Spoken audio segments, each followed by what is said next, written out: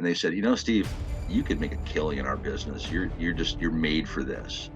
So I got into advertising and never looked back. What's your take on how AI is affecting? I'm worried more about the manipulation behind the scenes. We talk about the puppet effect. Right. There's been a lot of bumps in the road. They're moving very fast, and they're over promising and under delivering. That AI is making its first inroads. Big startup AI companies out in California that are catching wind, and then you find out it's actually a backroom of humans. We're going to see these magnificent seven kind of competing. And when Elon Musk showed off his domestic robots, and everybody's like, "Those are so cool," and then it became known, and they couldn't help but admit, yeah, there's a guy in an office that's actually controlling this robot and responding to you. But I don't want somebody to control me and be able to generate a dopamine rush in me. We're going to wrap up now with our final question. AI, is it hype or help? My personal opinion at this stage of the game is that it's G'day and welcome to the show. I'm your host, Pete Cooper, and our topic is AI, hype or help. Today's special guest is a good friend of mine by the name of Steve Cass. Now, Steve is an international sales and marketing ambassador for companies who want to get into the United States. He also has a deep background in human psychology and his own unique perspective on AI and how it's impacting our lives today. I hope you enjoy. Welcome, Steve. Welcome to the show. How are you doing today? I'm doing great, Pete. It's a beautiful sunny day here in Philadelphia in the good old USA.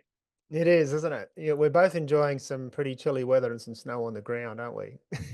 Yeah, it's a chillier winter than it has been the last few, so it's Yeah, nice. It's more traditional with Christmas coming up. It's going to yeah, be a white Christmas here. yeah. Well, Steve, by way of introduction to our audience, you call yourself an international sales ambassador, and you represent companies that perhaps want to come into the United States. What does that mean to companies and to the audience? Yeah, I've been an independent business consultant for about 13 years now, and dealt with a lot of companies that are looking, even just U.S. based, looking to get into a market and getting some help and growth. And 201, the leader of those companies, says the solution is very simple. I need a good salesman or a good sales team. That's it. I don't even care about marketing. We can put some nice colors on our packaging or on our social media or whatever. But if I can get a guy that can get into the decision maker and sell for me, we're going to grow. That's all I need. It's just not that simple, especially when you're in a different culture and you're trying to come into America, which people have perspectives on, especially these days. But there's a lot of nuances. I mean, America is huge. I see a lot of social media where foreign visitors come to America and their first comment is, "I had no idea how big it is." And there are so many different cultural regions. There's as many cultural regions in the U.S. proper as there are countries in Europe. And I'm familiar with them all. I've lived in many of them. Um, and if you think about what the definition of an ambassador is, a foreign ambassador between countries, I mean, there's a lot more than just coming in with an agenda and saying, "Hey, other country, we want to do this. Or do you want to do it?" You've got to come in. You've got to create. You have to understand, first of all, who you're dealing with, the best way to approach them. You have to understand the nuances of that culture. And in this kind of a reverse ambassador situation, I'm here. I'm the expert in U.S. culture. I'm as about American as they come. I was born in California, and I live on the East Coast now. Um, but there's just having an agent here that one can help you, refine your messaging, maybe even your product packaging and your advertising for consumption by the American audience or the American decision maker in the case of B2B. So if they are in turn a retailer or a service provider, they have a product that's fit for their American market. You're providing it seamless.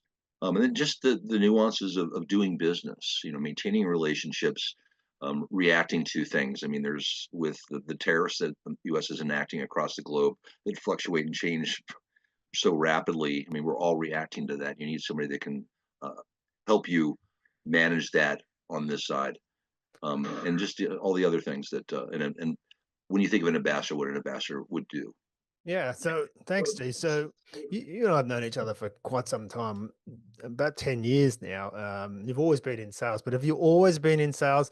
I know you were in digital broadcasting TV. We've touched on that as well. So what is the biggest shift in how companies scale in the US that you've witnessed? I think the watershed thing that kind of came to bear many years ago was the advent of offshoring. Mm-hmm. America was always, very nationalistic. It's American made. It's the best. We want to have our own. We want to employ our own people and things. But at some point, when companies often, when they were really the international markets with the advent of the internet became more accessible, they started looking and saying, well, not only can we sell to these other markets, but there's also a lot of talent there. Mm. And offshoring, with the different economies and monetary values across the globe, we can go into India and they can provide a service much more affordably, more efficiently, and their work ethic is top notch. Um, Ironically, that those services that we really were the kind of the go-to, the customer service, for instance, or maybe coding, is now that's really where I see from digesting media that AI is making its first inroads. Aside from the LLMs that the general consumers are using in the business world, it's customer service and coding, which is what the offshore people were providing. So the decision now for an American company is: can we implement at those cost savings AI internally from our own, based here Mm. with our own plant, or can we continue to offshore and trust that they are the experts in AI and will help lead us into the future and the advantages that AI brings to what was formerly a human service. Yeah, I mean, I think you've touched into something we're going to get into a little bit here about how AI is so disruptive in and across so many areas, right? And so, Steve, would you call yourself a lifetime sales professional? Have you always been in sales? Is this something that you shifted into? It's something I shifted into, and I'll try to be quick about it. But as a young man, I graduated from the University of Pennsylvania here in Philadelphia with a degree in psychology, and I actually did research for a couple of years in neuropsychopharmacology. Um, but in that academic environment, I realized that I was not an academic. While I can be political with the best of them, which is kind of how you achieve and climb the ladder in academia. I'm much more of a people person. I happen to have a girlfriend who was a media buyer, somebody who buys advertising time on media at the time, and I got to know some of the people that in the media in Philadelphia that she sold to, and they said, Steve, you could make a killing in our business. You're made for this. So I got into advertising and was selling advertising on the major cable TV networks, and never looked back. Now, I've just to toot my own horn a little bit, so I was in cable TV and cable TV advertising when it was brand new. We were competing against broadcast TV and newspaper, and people said, like, "What is this? This is nonsense. Nobody watches cable TV." And now, of course, cable TV for a time was the dominant media. I then transitioned into AOL Time Warner, um, Hmm. AOL being the biggest internet social media platform on the planet for a time, and was selling that. And then from that, I transitioned into launching the first all digital TV station in Philadelphia. So I've always been on the forefront of the next media trend. AI is not media per se, but it is a technology that has a lot of implications in communication, which is what the Hmm. foundation of media is. So is cable TV still alive? I mean, so Now, I came to the it's not. US. No, okay. All the big cable providers, at least in the U.S., subscription. It's a subscription-based model. Subscription for cable TV networks is down 50% in the last 10 Hmm. years, myself included. We call it cutting the cord.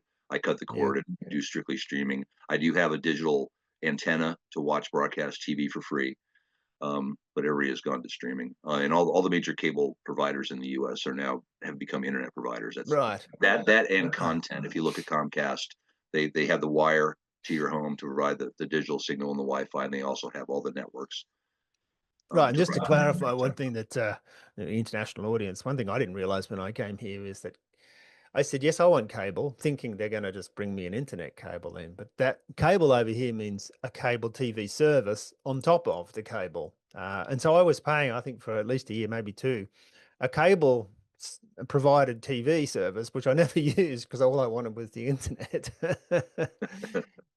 So, We of we course, all they faced cut the that. cord One on day we that. woke up. I mean, my mother, she's elderly and she's had the same cable service for years, but she's paying an exorbitant amount. And Mm, mm, I've battled her and said, Mom, you can save a lot, thousands of dollars a year by if you let me help you transition to a different type of TV watching. And she's just too old and doesn't want to change. And yeah. change is one of the biggest fears that humans face. And it's kind of Hmm. as we look at AI, and how it's impacting things at such a rapid pace. I think one of the biggest impediments or one of the biggest factors into adoption, which is Yeah. what's going to make AI, fulfill the promises that all these gurus are telling us, is adoption and the fear of adoption and how Yeah. that plays out. Yeah, and I guess the other phenomenon that's emerged in the last few years is that okay, we're cutting the cord from cable. We need our internet service for our emails and our general stuff. And now with all the streaming services coming on, I started with one. I think we had. I won't say what name it was, and then somebody said, "Oh, you got to watch this program over here," and they keep saying there's programs over here, so I get another. Now I think I'm up to now 5 streaming subscription services. I don't want to get too much of a tangent into cable television, especially for your international viewers. But it's ironic because, and maybe this is the experience they've had in other countries, but early on in cable, when they owned everything, they owned TV, you had to have cable. They would shove everything down your throat. Here's a package. Here's 100 channels. We've decided, take it or leave it. You can't pick Hmm. and choose. We called it. Hmm. Everybody was screaming, "We want a la carte." I'm a 23-year-old female administrative assistant. I don't need sports. I don't watch sports. I don't have a boyfriend that watches sports. Well, fast forward to now, cable is dying. The streaming services have now surreptitiously incorporated advertising, which was the bread and Hmm. butter of cable television. And now Hmm. you've got this a la carte service depending on what you want to watch. If Yeah. you want a particular, program that's on HBO Max, you'll go subscribe to that for the 3 months that it runs, and then maybe Hmm. pull out and then go to Apple TV Plus because there's a program there. Or you might have both. Some people have the luxury of being able to spend the equivalent of a big cable bill to have every streaming service and every program that's available. So we've seen some changes from cable to internet to streaming services. AI is coming through fast and furious now. Are you starting to see AI generated content that you're tuning into? Nothing of any consequence. I will say that with the launch of Soros by that group, there's some pretty funny stuff on Instagram and TikTok, which I got into because I have a young adult daughter now, but when she was a teenager, I needed to monitor that, and I kind of got sucked in, as a lot of Hmm. people do, for just mindless. What I can look at something while I'm waiting for a phone call or something. But they're Yeah. generating some pretty ridiculous scenarios with some very endeared to us pop culture figures, old TV characters, game show hosts, and stuff that I remember from my childhood very fondly. And they're doing some pretty extreme things with it, and I find it funny. But it's ridiculousness. It's just what we call AI slop. It's just a Hmm. big waste of time. There's no real value to it other than entertainment. But I do look at it to see the capability of how realistic is it. For 10 or Yeah. 15 seconds, I can go, wow, this looks so realistic. And then something weird happens. And I go, that's not a natural movement. The shadowing's wrong. And I can pinpoint it and go, aha, I found the AI, you know. Yeah, that's interesting, isn't it? I find myself doing that as well. I find myself having an aversion to the AI generated content because I feel that it's disingenuous. Like I can't connect with a real person. So who am I connecting to? Who's telling me stuff? Who's showing me stuff? Who's responsible for it? And so I'm constantly on the lookout for ways to figure out whether it's AI generated or not. And I guess honestly, the sometimes thing I that don't we're all know. struggling with, I'm sorry to interrupt you, Pete. It just occurred to me that one of the things that I think in terms of the psychology of AI, a lot of people are looking at AI and thinking, is this a puppet? Is this a cartoon that I'm looking at being Mm, controlled by a human, or is the mm, whole thing being controlled by LLM or AGI or something? Is it yeah. wholly AI, or is it just a manipulation by humans with a facade? Mm, And mm, unfortunately, there's been some stories of these big startup AI companies out in California that are catching wind, and then you find out it's actually a back room of humans. yeah. And when Elon Musk showed off his domestic robots, and everybody's like, "Those are so cool," and then it became known, and they didn't publicize it, but they couldn't help but admit, yeah, there's a guy in an office that's actually controlling this robot and responding to you. But when we're ready for the $20,000, you'll get a wholly AI controlled. We're not going to be tracking all the data, except for like when you do a disclaimer on a website. Oh, we're just only going to do the necessary data to make this robot operate in the best way for you. We're not going to extract Well, isn't anything. that interesting, Steve? You flipped this whole thing on its head because what you said is, well, back in the day, we would pretend that robots had a mind of their own, but they would be controlled by a human. But now we're looking at AI generated content and thinking to ourselves, oh, is that human or is that AI generated, right? I mean, we literally cannot tell, the difference between the two. So there's been definitely that complete shift around where what we're seeing is trying to be represented as if it was human generated content, but it's actually AI generated, which is a complete flip around. So, Steve, I mean, just digging into your background, very interesting. You have a unique perspective because you were trained in psychology. So, and you can be anecdotal about this, what's your take on how AI is affecting you? I mean, the younger generation, anybody really?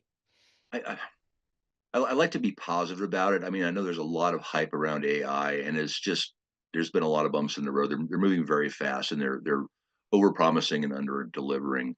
I think the biggest impact on my life with the AI that I'm exposed to, not the background operational stuff that may deliver a product and normally to me and how it's produced and how AI operates for Amazon.com or something and how they get my package to me. But in terms of anything messaging I'm exposed to in which AI is involved, it requires, and I'm building a new filter. We had a filter when social media came on in the teams, and you started seeing a lot of things, you know, is this a genuine video that I'm watching? Are these people actually behaving? Is this a real life event or are they play acting? That was the first level of filter. Now you're looking at, oh, not only most likely is this just being created to manipulate me or sell me or influence me, um, but how is it being done? I mean, how Mm. much is how much human control is involved? And it's just when I say filter, it's kind of a fight to seek truth, to seek what's genuine. There's just everything is becoming artificial, thus artificial intelligence. We're becoming a much more artificially based society except when you're actually walking around in real world space, anything that you're seeing on a screen is just some form of manipulation to me. That's interesting. So, And psychologically, it's very trying.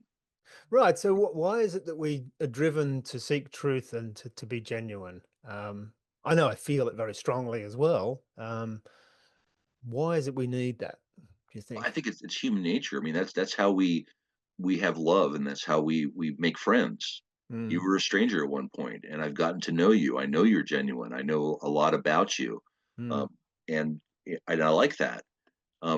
I mm, don't know if I'll ever be able to have that level of trust that a true friendship has with an artificial intelligence because, again, it's this puppet factor. I don't know if I've coined the phrase, but it's like there's somebody behind it. When ChatGPT releases, the debacle that happened earlier this year with ChatGPT 5, there was too what was the word sycophantic, mm, which mm, means that it's eager to please. It was overly eager to please, and there were some real problems with that. Some people with psychological issues bought into this. It's like the mm, movie Her, if that's a reference that some of your viewers may know. It's you get kind of sucked into this. There was a mm, great podcast from the Wall Street Journal talking to two people that had actively engaged an AI bot, conversation bot, to be an alternate being an alternate relationship. Basically, they were married.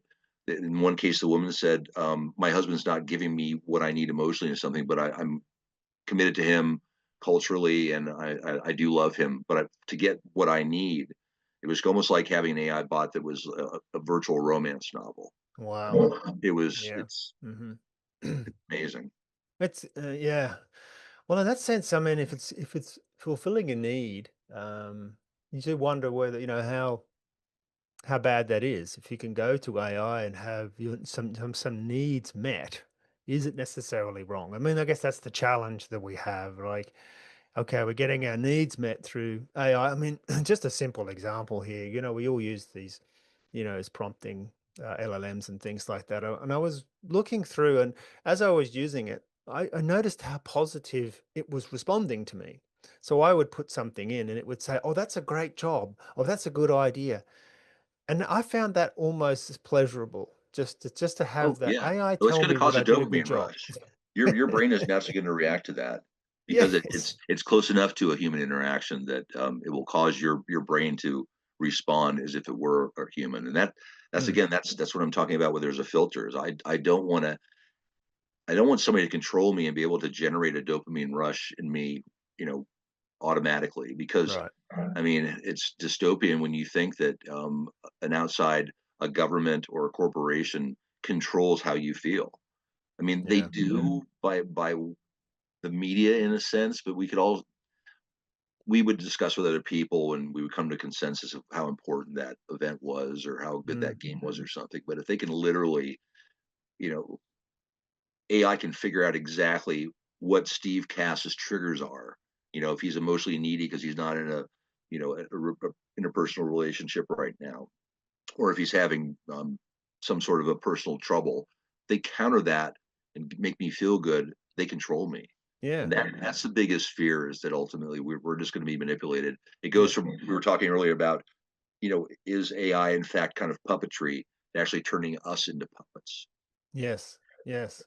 Well, that's a very good insight, Steve. Is just how yeah, how AI can be used to manipulate and not necessarily, well, manipulate is a negative term because I think it implies that it's not to your best interest. And so we got the two sides of it. I mean, if you're getting some kind of need met that's fundamental, like having a relationship, and you have to accept those compromises, well, that's your decision. But if you're getting manipulated to go down a path that's not in your best interest, then I think we're seeing the certain nefarious things that can possibly emerge. So let's switch back to a little bit about AI and how it's changing your business environment. Like companies that want to come into the United States to try and get early stage traction. Is there anything on the AI side that you're seeing that would, give them a little bit of a boost or give them some help as they try to do that? Um, I, I can't make a specific recommendation. I would just say that you need to be careful and be tuned in. And this is where I could come in, as an ambassador and help you interpret the temperature and the receptiveness of AI at any given point in time. I Mm, think that there's when you're getting into a market and you're trying to establish yourself and you need to generate revenue to facilitate growth of that, to be too aggressive. There's a lot of hyper help. The title of this is very appropriate because when there's a lot of hype, all of a sudden for a while, and maybe still, there's the bandwagon like you have to have AI incorporated into your business somehow. mm, And mm. I think the first people that do that, they become the leaders and they reap all the rewards and people view them favorably. But then when the herd comes and everybody has AI, it gets watered down and it becomes ubiquitous and nobody really cares. It doesn't have any cachet. And then Mm. the actually swing back the other way and say, well, when you work with our company, you will never have to deal with AI. I've seen some advertisements where people are taking that tact already. Like you will deal with genuine people. All of our things are made by people. Be careful with the hype. And Hmm. if you think that like, oh, I'm hearing in the US that everything has to be AI powered, let's come in and just guns blazing like we are AI based and our CEO's an AI and we're all AI and we're going to be the most efficient and AI based. People can just be like, whoa, whoa, whoa, it's overkill. Well, I was at a conference a couple of weeks ago, and one of the investors was asked a very direct question. Would you invest in a company that does not have AI or have AI as part of his strategy? And he answered the question in a roundabout way, but he ended up saying, no, he would not invest in a company that did not account for AI. I think that's what he was saying. You don't necessarily have to be in the AI game and have it central to your strategy. But if you haven't taken notice of it because it's so Yeah. disruptive, then he couldn't look at you seriously, was what he was trying to say. Right. Yeah, So, I think we're talking two different things. One is the perception. If you're marketing yourself and positioning your company as being AI powered and we're all AI driven and we're really good at AI and something versus functionally incorporating AI. I mean, to my mind, any adult in the business world that isn't utilizing Chat GPT or even, has adopted Gemini on in Google searches, you're falling way behind. right.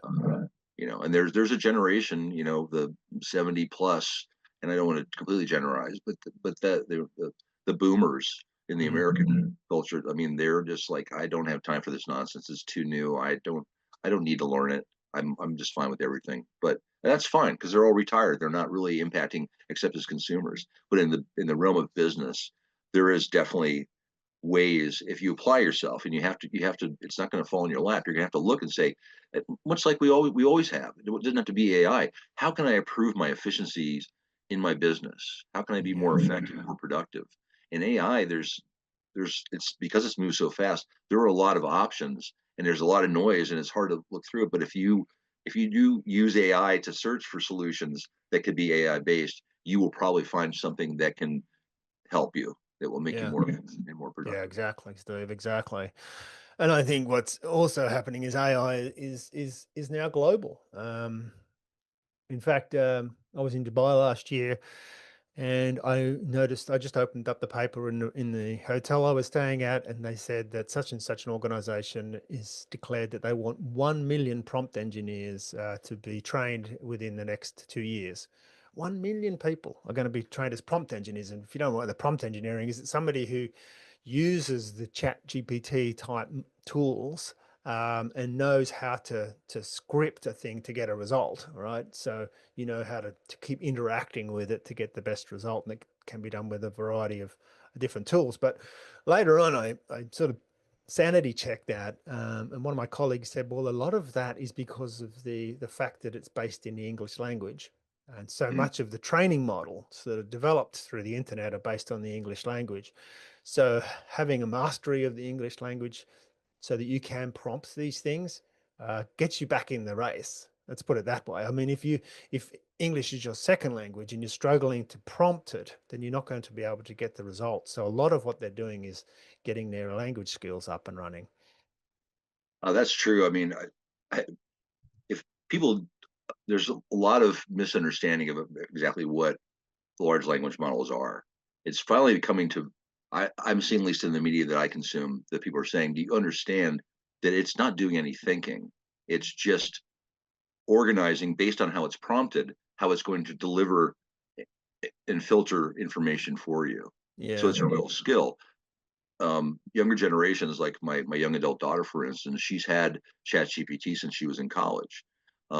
So her Chat GPT, as she calls it, knows her very well, and she's at the point now where her prompts can be very simplistic because it's already been trained that way. But for new projects, new endeavors, I think the idea of having a prompt engineer is very astute. Maybe I'm just behind. It may be in because you are an engineer by trade, and in the AI world, day in and day out, the prompt engineers is just ubiquitous. Like, yeah, they're all over the place. But to me, it Mm, makes all the sense in the world.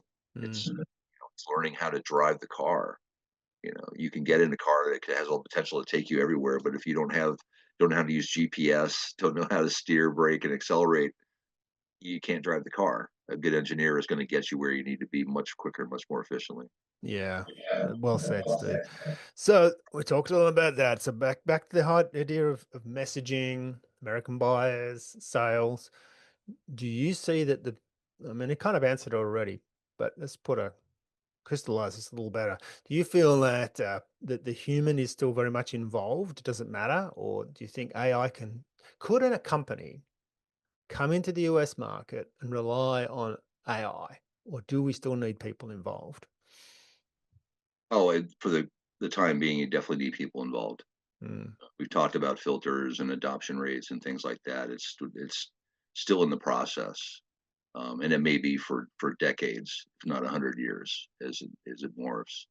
Um, mm, and honestly, with my understanding of the way the large language models work, which is the primary AI there is. We haven't got to AGI yet, artificial general intelligence. I've seen some people, maybe they're just influencers, not authoritarian, and it was peripheral, but some people are saying that AI is running out of data, that it's going to start feeding on itself. It's going to start looking at things that have hallucinations, and those hallucinations are going to start getting baked into the actual hmm historical data that it's operating off on. So, in a sense, we need people to come in and generate new data as humans think and behave for AI to get to operate more efficiently in its various uses currently, but towards an AGI as well. Amazing insight, I think, Steve. I've heard of that. This idea that hallucinations get baked in, and then, let's take the way a science has developed as an analogy. uh, Somebody creates a bit of research work and then they produce a paper, and that paper is peer reviewed by experts in the field. It's then revised and then it's published, and then other people go and check that work over, and then they compare their notes, and then there's more and there's more and more and more evidence starts to build up that that piece of science was genuine. What about if that piece of science is just an AI hallucination, which is peer reviewed by another piece of AI, which also agrees with it, and you end up this groundswell of something which was never true in the first place? And you're absolutely right. I mean, how do you break out of that? I think that's one of the challenges that AI currently faces, is how to overcome the hallucinations that get baked in. And the next thing you know, they're ground truths. I mean, how do I assess a ground truth? I hear what one person says and I hear what somebody else says. If they kind of match up, I tend to believe it. And I don't have to go too far. If it seems to make sense, I put all these things together. AI is going to start responding, I guess, in the same way. If it hears something from two sources, there isn't really a person that's accountable behind that. It's just an AI hallucination. Yeah, I mean that's just a function of how AI learns, um, and so it's got to be managed more effectively, I think. And I think that the large people, the Google and um, those guys understand that. I think one of the things that I'm worried about is, and there's been some examples of it, is as they try and tweak the engine itself. We talked earlier about the GPT-5 with its Mm. over sympathetic grooming of people, and then you've also got Elon Musk with Grok and that debacle where he somebody put in a bad prompt. He was a bad prompt engineer and said that try and work in issues in South Africa as much as possible. And for a weekend, virtually every response from Grok on X said something about South Africa. People were like, you know, what's the you know what's the best leather to make a purse? Well, this kind of leather is the best, and you should know that there's no leather being made in South Africa because of the reverse apartheid that's happening. So I went off a little bit, but I'm worried more about the manipulation behind the scenes. We talk about the puppet effect. Right, So right, when right. you've got there's two things that make me nervous. Is one is this circular hallucination building scenario where AI is going to get bad data and we can't get back out of it. We can't correct it.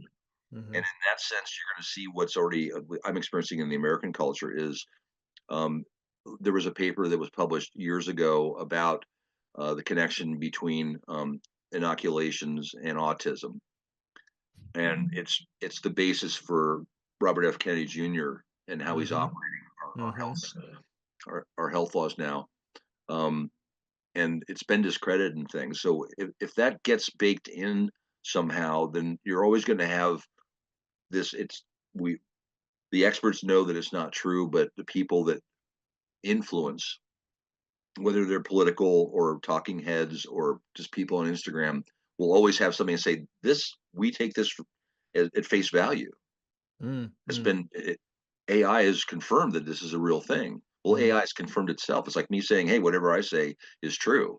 Right. That's you know, there's no ultimate guardian to it. It's almost like we need a American Supreme Court, but to judge that the information that AI is going to be putting out, if we don't Yeah. correct it now in this early stage, it's going to get out of hand, as you illustrated earlier. Yeah, I agree. I mean, I think the ability of these AIs to make up stuff and to make it true is a real problem. There's a I guess there's what they call them the Mag Seven, the Magnificent Seven companies. That includes the Microsofts and the Elon Musk's group, Twitter, and so on. You've got Facebook, the Amazon group, all that sort of stuff. I guess you've got that conglomerate of seven companies, which could in effect compete for the truth if they choose to take up that fight, that challenge, right? This is a short-term future that I see, that we're going to see these magnificent seven kind of competing for the truth factor, and who is the most truthful, and they're going to sort of have a little bit of clout in the market.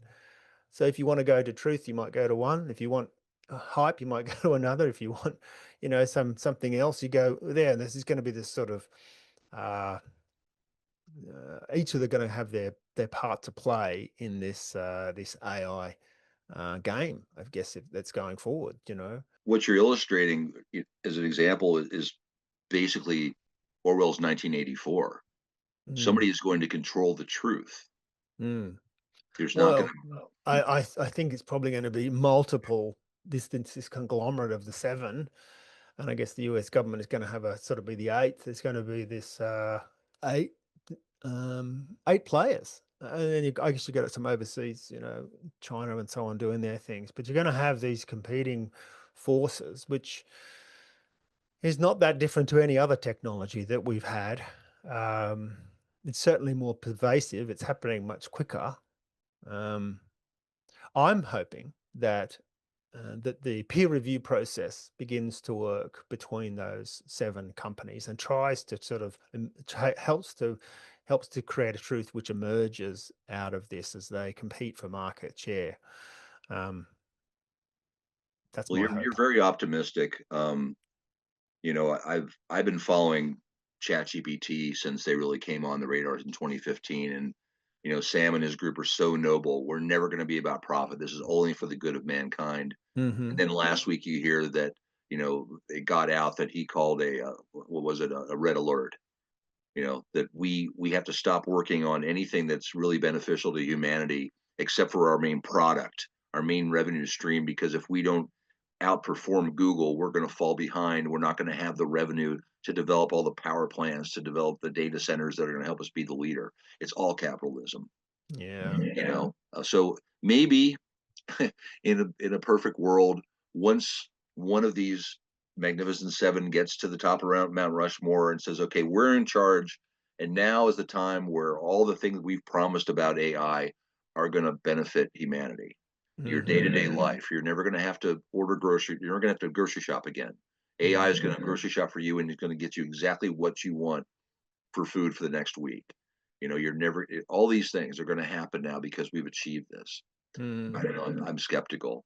Hmm. When you've got somebody like George Orwell, when did he write 1984? It was in the 50s, I think. Hmm. You Yeah. know, that's 75 years ago, and Hmm. it's an indictment of humanity and power.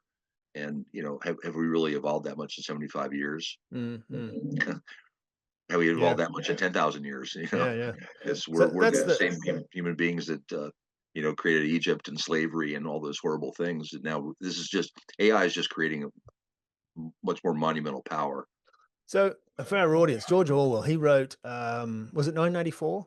Yeah, Yeah, and so this in this book, if I remember it correctly, because it was something that was definitely on our radar as I was growing up in the 70s, in the early 80s, so it was in the horizon back then, and the idea was that everybody was watched by cameras all the time, and their behavior was checked and rechecked, and they were punished and rewarded for the behaviors that suited the big brother, right? They right. couldn't really have independent lives of their own. Yes, that's scary. That's really scary. I think that, I mean, it does. You come back to your idea of sort of growing that one big brother at the top. Um, can that happen? That's a scary thought. We've seen dictators try to do that in countries. Like they still do that when they have this total power. Total power is totally corruptible. My hope is that we have multiple players. Unfortunately, there's only few that can really compete in the space of big AI, and that's that Magnificent Seven and a few companies overseas and some governments and so on. But there's a handful. Let's call it a dozen companies and entities around the world that can really compete. Is that really enough to create that peer review Well, process I that think there's a can good sort of analogy with get with the nuclear truth to emerge? Yeah. there's a good analogy with nuclear proliferation. During the Cold War, when the U.S. and Russia were just amassing these things that could destroy the world 10 times over, and then Mm, India became a nuclear power, and then the other ones, I don't know the exact history. At some point, And hopefully there are still people that are in charge that will have this aptitude. They said, look, we now are on the doorstep of being able to destroy our world. Mm, One mistake and it's all gone. This mm, beautiful blue globe, this, you know, one in a trillion speck of life in the universe. We could wipe out ourselves. We need to stop this. We need to have mutually mm, assured destruction was the solution they came up with. mm, And that may be the playbook for when the the big power players emerge and become, China's going to have their AI, which is going to be unique and Chinese, and we're going to have our North American AI version. And we're going to have to say, we can't let them fight mm, because we're going to get caught in the middle. I mean, mm, we're talking. I'm visioning far in the future when we have AGI. Chat GPT going up against Grok would be funny, but it's not going to really have any impact on us. mm, But when AI is so incorporated into our daily lives, it's controlling everything. It's controlling our power grid, energy, uh, you know, distribution of everything. That's when there's real jeopardy, and hopefully we will get back to the basics of, we're in jeopardy here. This is promised to be a thing for good for humanity, and mm. it's turning out to be what could destroy humanity. We need to pull it Yeah. back and rethink, you know, how we want to do this. Well, it certainly is exciting times, isn't it? I mean, I listen to quite a few science podcasts and influencers, and they'll be talking about, life on other planets. And one of the things that they'll often say, if you get deep enough into this, is that maybe human life is extremely rare.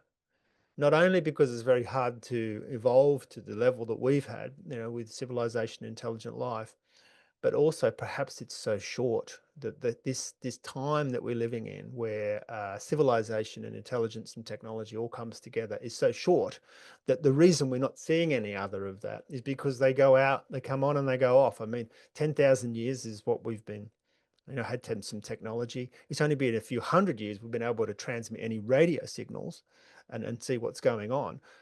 Perhaps, and this is one of the dystopian kind of points of view, is that AI comes along, and it's coming along now, and this becomes the end of our short life. And this is why we're not seeing it in the universe, because AI emerges in another technological race, and the light goes out really quickly there as well. So some certainly some dystopian stuff there, Steve. So let's come back to our thought about how AI powered can help companies coming into the US, and where do you think the AI is really going to be helpful, and how can you blend that with what you do, Steve? My position is outbound sales. I'm eating what I kill, for myself and for my clients. So I'm looking for tools that can help me in that sphere. Um, it's very important. There's some outbound sales organizations, and in certain circumstances it makes sense to just, it's a numbers game. How Mm, many people can I call? And eventually I'm going to get somebody that will say yes. I will give you the time to talk. In most cases, and for high level sales, where there's more dollars involved and it's more sophisticated, both the product or service and the people involved, it's very important to have data and to be consultative. I've been a consultative salesperson for a year, and that what that really means is I'm not coming in to sell you something. That's how I started selling. I would go in with my pretty pamphlet of product information and go, "Isn't this great? Do you want to buy it?" And they go, "You know what? Let me think about it. I'll get back to you." And I did that for a year and didn't sell anything. yeah. Once someone said, "No, Steve, go in and find out what they need." But finding out what they need, you can actually transcend that rather than having to have a conversation to say, what problems are you facing and stuff. Because people don't want to sit there and go through like, oh, let's see, what is bad about my company. Let me think about that. Yeah, No, nobody's trained to no, do you that, you are need they? the AI can give you data about their industry, their category, their niche, their market, their customer base, economic Hmm. trends. So you can go in virtually an expert thanks to AI and be very Oh, well right. educated. Mm, That's mm, hard to do at scale. If I had to go on four back in the day, if I had to go on four sales appointments with four different, if I had to go to a car dealer, a flower shop, uh, a retail store, and a bakery, having to be an expert in four different industries and four different situations to be able to come off legitimately and say, like, I understand your business, would be overwhelming. AI can bring you closer, I think. Um, and also further down the sales process, because sales can take time. For the bigger sales, the bigger the timeline. Being able to be made aware of changes in companies and changes in personnel is in core because changes in personnel is one of the biggest opportunities there is. One, because the hole they left, the new regime often wants to make changes, and it's a good chance for you to be the new product to come in. And if you are doing business with a person that was in that position and they're in a new company, you've got a whole new opportunity. But you have to be made aware of that. And people aren't always, so a lot of people on LinkedIn are like, "Hey, I'm in my new position." A lot of people, especially executive levels, they don't want that out there because they know they're going to be swarmed. Unfortunately, at this stage, with large language models and the scraping of the internet, you've got some great sales lead platforms like Zoom Info, HubSpot, and Salesforce, and they say that we're leveraging AI to bring you insights that nobody else has. But all they're doing is scrubbing the internet and getting the same thing. It would take me a long time to find the press release or the announcement on LinkedIn. They can find it instantly, but it's really I don't find there's a whole lot of substance to it. I really think that AI, the smaller AI modules that really help you with productivity, with managing your schedule, um, and doing a lot of the basic organizational administrative work that's really the dirge of any salesperson. They don't want to they A good salesperson wants to be talking to somebody and getting information and making the sale. It's all the reporting and the forecasting and stuff like that. Gotcha. Would really be a big help in that. Just much like everybody's promising that it's going to make our human lives better. We're not going to have to shop anymore. We're not going to have to manage the environment with our thermostat. We're not going to have to cook dinner. There can be an automated cooking, and you come home to a ready-made meal. Getting that out of the way so you have more time for your family, for your interests. The same way in sales. Get that other stuff out of the way and have more time for the pure negotiation and the sale itself. I like that. That's a really great summary, I think, of where we're at. Steve, I'm going to wrap up now with our final question. AI, is it hype or help? Wow. Um, I was thinking about that because we had spoken before, and you had said like, yeah, that's the nature of this podcast, and that's the big question that we always try to get to. And we talked about a lot of stuff. My personal opinion at this stage of the game is that it's hype. That I said earlier, they've overpromised and underdelivered, and they're moving so fast, they're making mistakes, which are making people wary. Um, are there signs that it can help? Yeah, there are. Mm, I mean, pretty much even since my daughter graduated from college 2 years ago, even in that 2 year span, back then she actually wrote her papers and her reports. It's pretty much understood that the foundation of the papers that college students are turning in are being AI generated. And if they're smart, they go in and they verify the sources and the information just in a matter of 2 years. So, um, there in some areas there is rapid adoption, which is what the AI world wants. They want people to become dependent on it. yeah. Because if you ask these college students in a couple of years, can you just write a paper from scratch, read this article, have a thesis, evidence, and a conclusion? They're going to go, Hmm. no. Much Mm, like people aren't very good at spelling anymore because they have spell check on their phones. So they can text as quickly as they want and it gets corrected for them. But there was a big thing back in the day about using calculators, whether it was fair for students to take tests using calculators.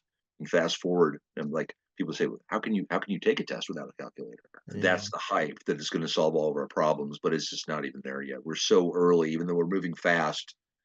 It's like the first 100 yards of a 5K race. It's exciting. Everybody's like, wow, look at him go. Well, he's in the lead already.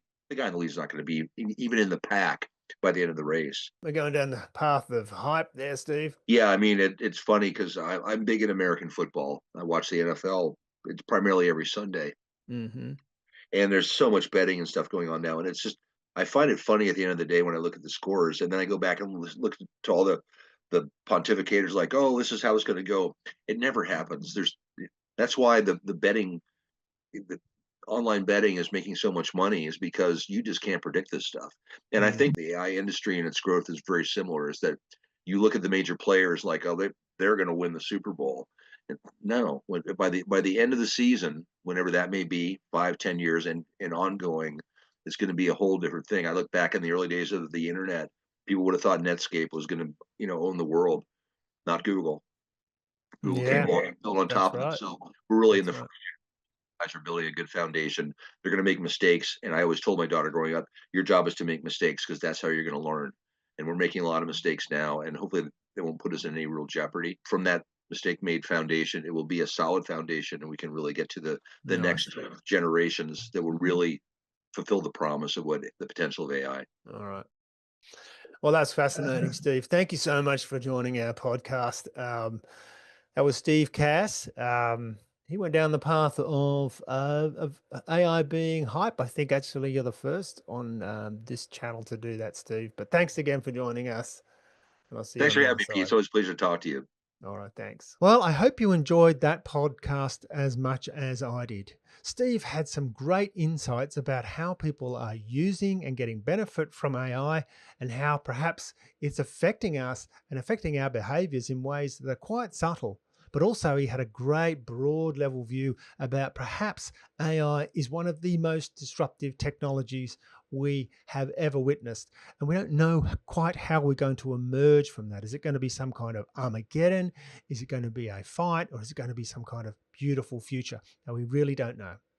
Well, if you want to be a guest on our podcast, please follow the links in the description. If you'd like to know more about what Skillion does and the services we offer, please also inquire through that link. I hope that helps, and thanks for watching.